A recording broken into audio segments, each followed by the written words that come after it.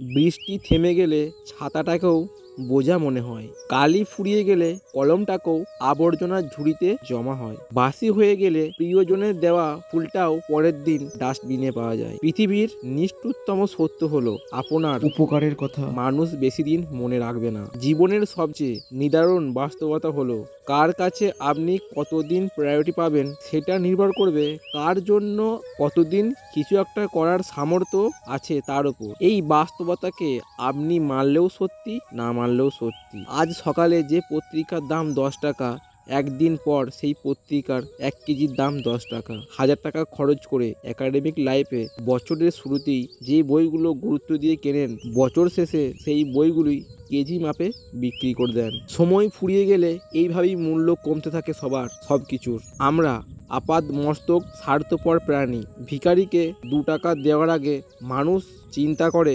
কতটুকু পুণ্য অর্জন হবে। বিনা স্বার্থে ভিখারিকেও তা দেয় না।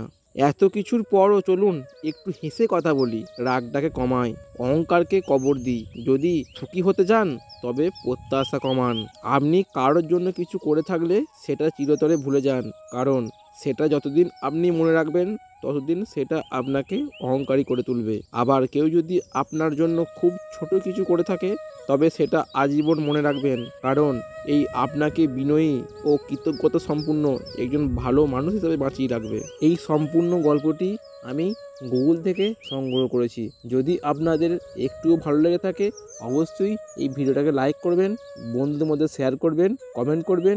আর যদি আমার চ্যানেল নতুন হয়ে থাকো অবশ্যই চ্যানেলটা সাবস্ক্রাইব করে এই ভাইয়ের পাশে থাকবেন। সকলকে ধন্যবাদ। সকলে ভালো থেকো।